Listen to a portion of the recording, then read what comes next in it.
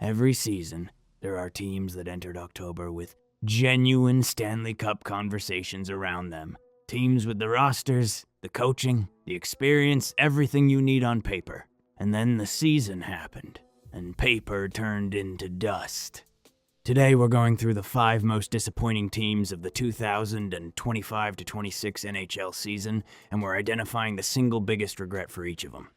Because in hockey, the difference between a dynasty and a disaster is often just one decision, one injury, one trade that didn't happen.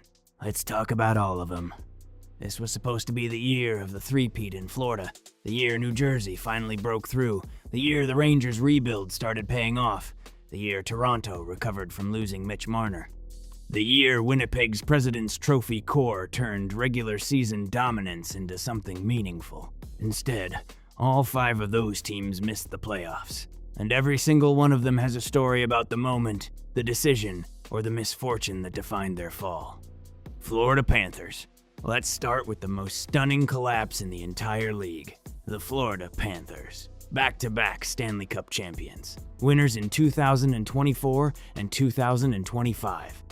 A team that had made 3 consecutive Stanley Cup final appearances and won the last 2 of them. Going into this season, Florida had played 314 games over the previous 3 seasons, the most of any team in NHL history over a 3-year span. Best in the Dallas Stars from 1997 to 2000, and the Detroit Red Wings from 2006 to 2009. A mental and physical strain that was, at some point, bound to catch up with them. It caught up with them faster than anyone imagined. A nightmare began before the season even started. Captain Alexander Barkov blew out both his ACL and MCL in the preseason injuries that would sideline him for the entire season. Barkov, the captain. The player coach Paul Maurice believes is the best player in the world. And then the injury list kept growing. Matthew Tkachuk missed 47 games recovering from surgery. Dmitry Kulikov missed nearly 60 games, with a shoulder injury and a badly broken nose. Seth Jones broke his collarbone and missed 26 games. Brad Marchand was shut down for the season. Jonah Gadjevich missed 72 games. Tomas Nosek missed 60. By the time the regular season ended, the Panthers had gone well past 500 man games missed.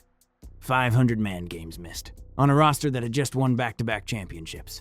Florida finished 40-38 to 4-7th in the Atlantic Division. They were mathematically eliminated on April 4th, 2026, in a 9-4 loss to the Pittsburgh Penguins. They became the first defending champion to miss the playoffs since the 2014-15 Los Angeles Kings, and the first 2-time defending champion to miss the playoffs since the 1969-70 Montreal Canadiens. The biggest regret is not a decision. You can't schedule around a torn ACL and MCL in the preseason. The regret, if there is one, is the 2 years leading up to it. Every team Florida beat to win those cups, they played harder, longer, and more physically than anyone else.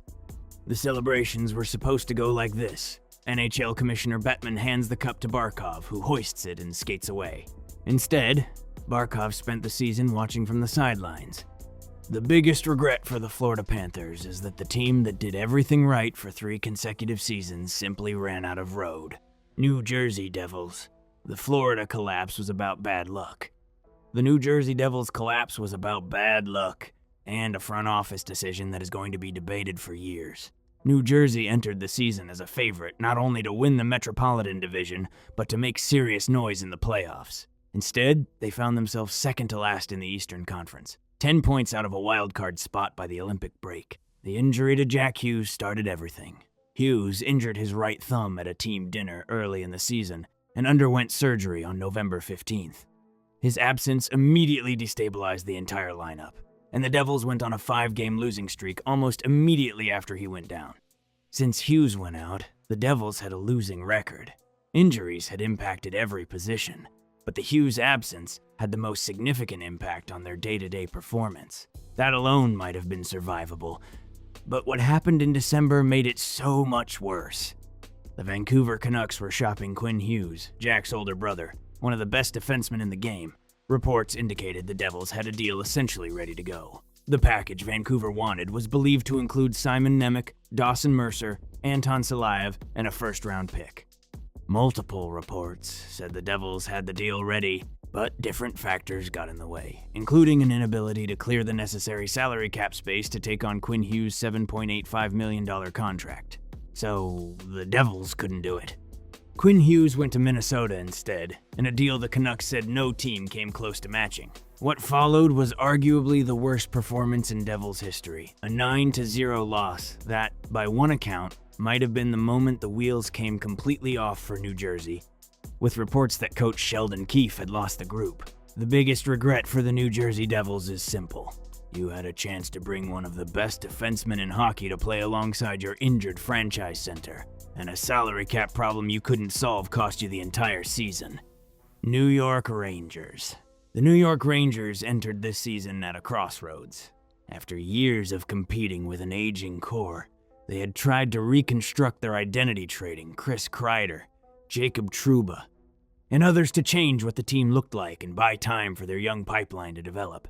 The plan was to give Artemi Panarin, arguably the best pure offensive player on the roster, one last serious playoff run before he hit free agency. That plan fell apart almost immediately. Is greater than when the Rangers were at their most vulnerable. Both Igor Shesterkin and Adam Fox got injured at the same time, exposing the same defensive depth problems that had plagued them for years. Shesterkin and Fox, the goaltender and the defenseman who make every system work, gone simultaneously. Without them, the Rangers' limitations were impossible to hide. And with Panarin headed for free agency anyway, the front office made the only call that made financial sense, trading Panarin, rather than letting him walk for nothing. The biggest regret for the Rangers is that a rebuild they hope to avoid is now unavoidable, and they'll have to take the long route. In an ideal world, the off-season restructuring bought them one more real run.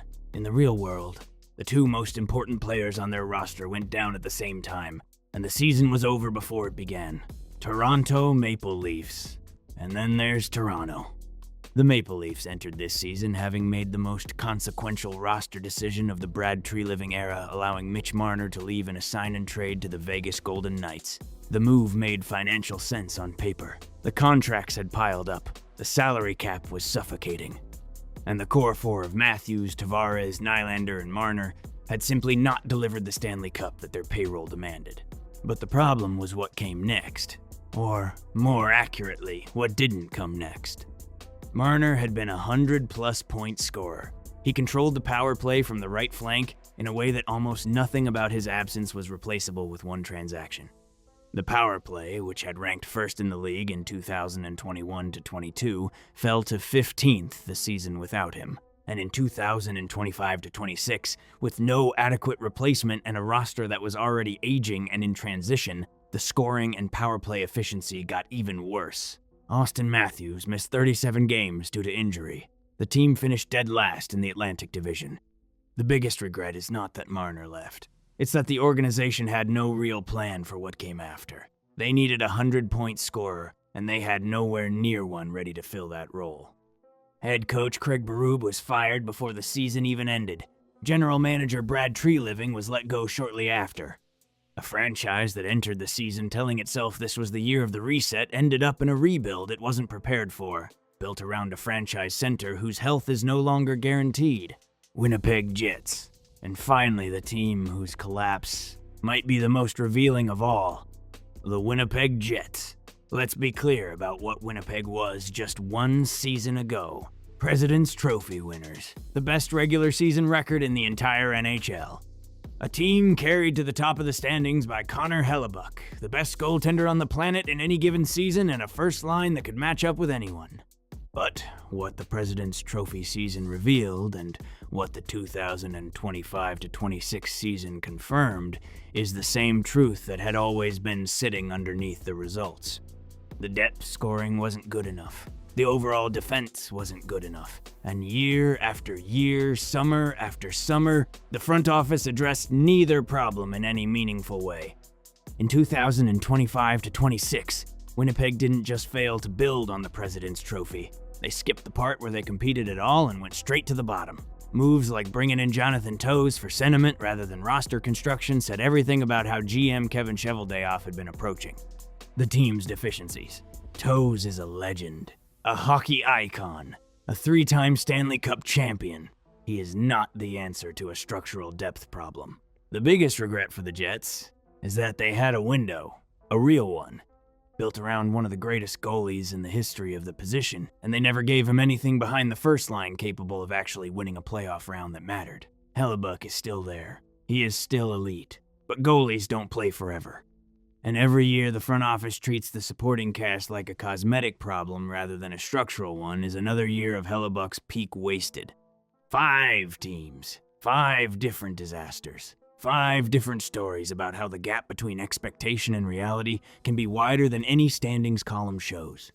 Florida, 2-time defending champions, undone by injuries so severe and so early that no version of the season could have survived them. New Jersey, a front office cap problem that cost them the chance to bring Quinn Hughes home while Jack was recovering, and the dominoes that fell after. New York, a restructuring plan that made sense on paper but collapsed the moment its 2 most important players went down at the same time. Toronto, a 100-point scorer who left town with no real replacement coming behind him, and a franchise now deep in a rebuild it didn't know it was entering. And Winnipeg, the most talented goaltender of his generation, watching another playoff window close because the team around him was never rebuilt properly. Every one of these teams knew they had a problem. Some of them admitted it. Some of them chose to believe it would work out. It didn't. And now, with draft picks, free agency, and a full offseason ahead, the question for all 5 is the same. Do they finally make the hard decisions? Or do they tell themselves next year will be different without actually making it so? Because the difference between the teams hoisting a Stanley Cup in June and the teams we just talked about isn't always talent. Sometimes it's just honesty.